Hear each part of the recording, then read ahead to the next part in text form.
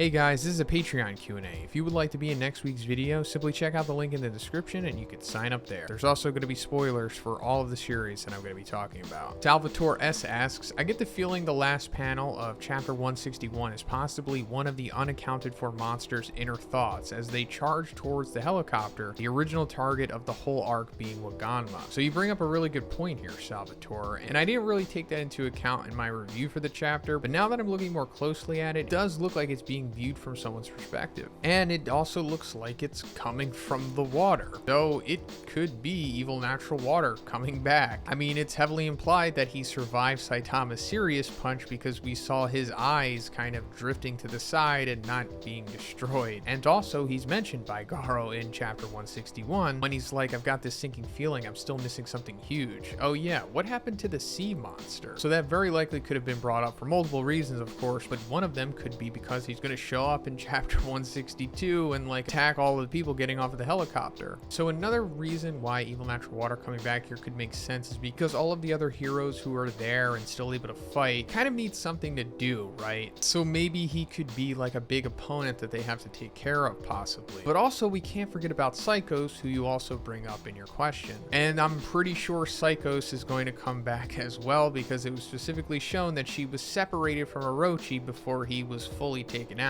And I doubt she just ran away, especially because, you know, in the webcomic, she fights Fubuki, who is currently on the battlefield as well. And I'm pretty sure that still needs to happen. It's integral to Fubuki's character arc, but also integral to the story itself because it has to go into the Psychic Sisters arc, which is like immediately happening after the Monster Association wraps up. And Psycho's just overall being super important to the story for more reasons than one. So it's possible that Psychos is like using evil natural water here or boosting him somehow with her own Esper abilities, or she's getting more assistance from God, possibly, because after all, Psychos is the one that is responsible for evil natural water's creation. So maybe once she comes back, she's like, oh, I've been watching the whole time and I see what's going on, and she realizes that evil natural water is really the only ally that she has left, and then uses him to attack the support team and, you know, the rest of them. But it also could be a way for her to manipulate Garou into becoming the new Monster King, because that was also her original goal for him in the first place. And I don't think she's going to drop that, especially now that she knows Orochi is gone. Because if we go back to chapter 90 in the Viz, when Garou comes face to face with Psychos, she says, only I can maximize your monstrous potential. And then she goes on to explain to him how monsters can become much stronger through the death revival cycle thing. And she also explains how she met Orochi and made him the Monster King. And she goes on to say, but your potential is even greater. Your monsterization is steadily progressing and you grow incredibly strong. If you follow my training program, you may equal or even best Lord Orochi. So let's join hands. I'll help you achieve your dreams.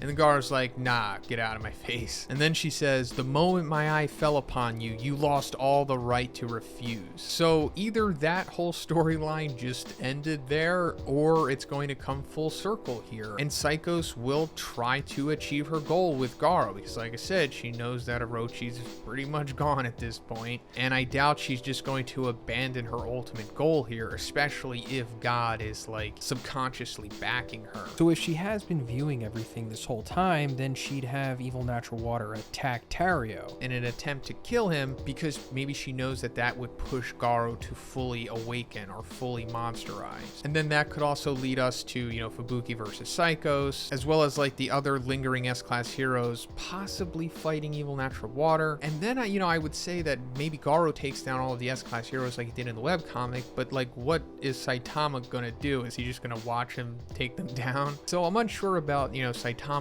role here, but if him like backhanding Garou in chapter 161 isn't the catalyst to him awakening, you know, him becoming stronger when he's backed into a corner, then it could be because of a death fake out, possibly, like we've been talking about for, you know, I think months now. Myriad asks, where would you put Luffy in Gear 5 in the rankings of the strongest in the series? So I guess he has to be like top 5 at this point. I mean, his fight with Kaido hasn't resolved yet, and I do think Kaido is still holding back somewhat, because because we don't know if he's like fully awakened his fruit yet, or if he's revealed that he has, or if he's even been using the awakened abilities of his fruit. But the way that he's beating down Kaido, I think automatically puts him in the top 5 probably, or at least from what we've seen so far. Like, we don't fully understand the power of Shanks yet, you know, Blackbeard, Dragon, Aki Inu, and I'm sure Imu is above all of them, of course. She's probably the one above all in this verse at the moment. But, you know, all we really have to go off of is Luffy just literally clowning Kaido at this point. So it's got to put him, you know,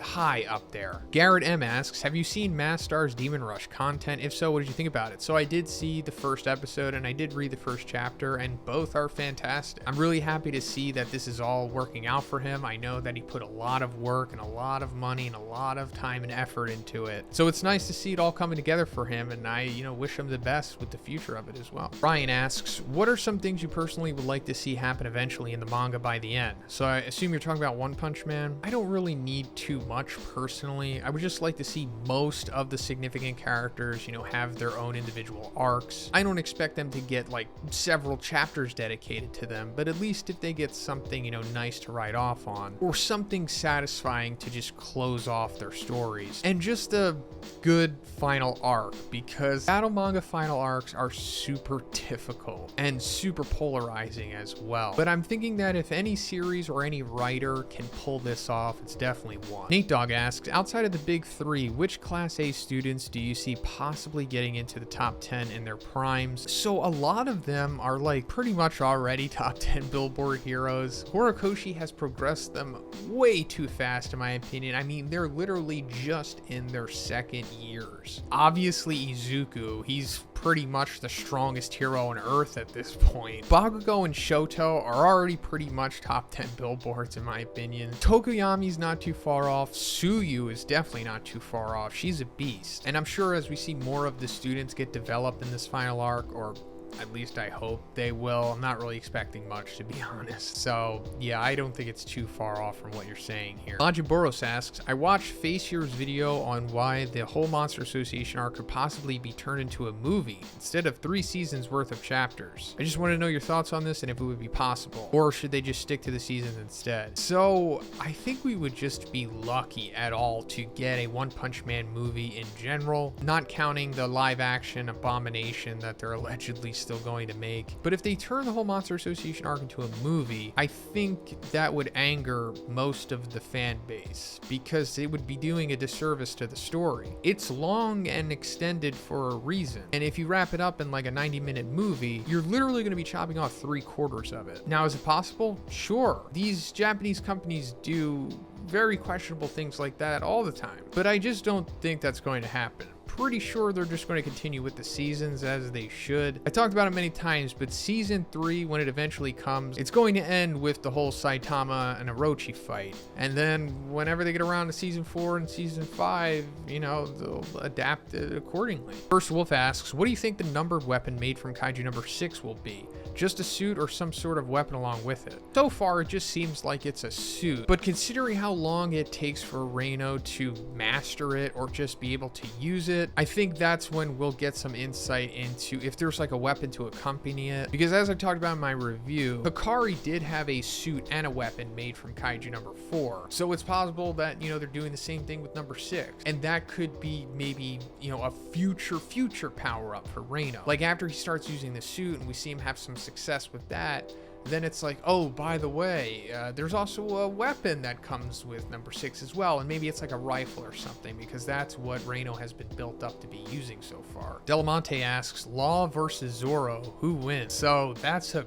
great question, Delamante, and I have no idea.